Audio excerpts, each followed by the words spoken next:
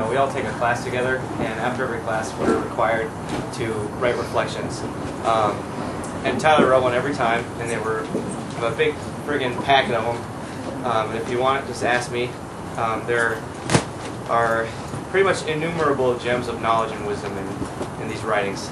So I'm going to read you a few of them right now. From the 30th of April, from the 30th of April 2006.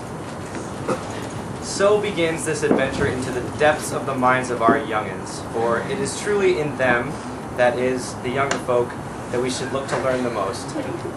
What often this is a poem. What often elders may not see is the brightness and simplicity of things that be. Yet this is just what kids do find, to take wild and entertain the mind.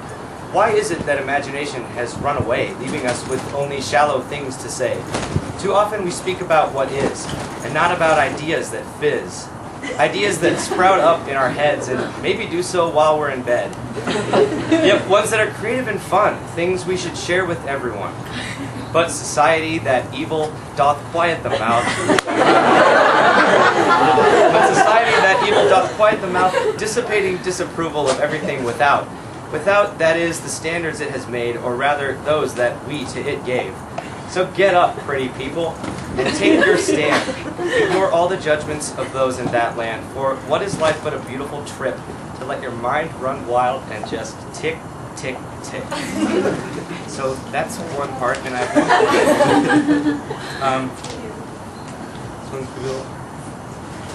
I also remember base camp when we were on the trail. We all sat around the campfire and were singing and playing the guitar. Both John and Forrest knew how and were pretty good. Plus Shannon and Anya both played when we were there too. That was quite a moment. I think that's one of my favorite times, sitting around the campfire with the guitar, singing, or just sitting there with friends, it being dark, probably wearing a hooded sweatshirt, and just looking at the fire or at the shadows dancing on the faces of those sitting around you.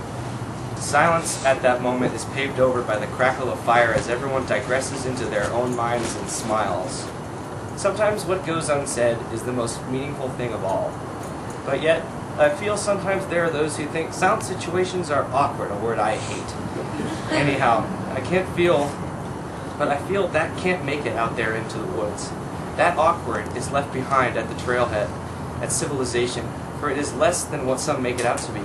It has been created and is taking society by force, giving too many people an easy way out of feeling uncomfortable. Instead of confronting their uncomfortableness and working over it, they'll say awkward and hence avoid changing their position at all, but hopefully bonding over the fact that others felt uncomfortable and well. This, in fact, is a step toward comfort, but I'm done. Let's have another freaking awesome class this week. Rock out the midterm trip. Tyler Lorenzi. Again, if you'd like to read more of these, they are in abundance and they are brilliant. So these are just his books. They're not mine.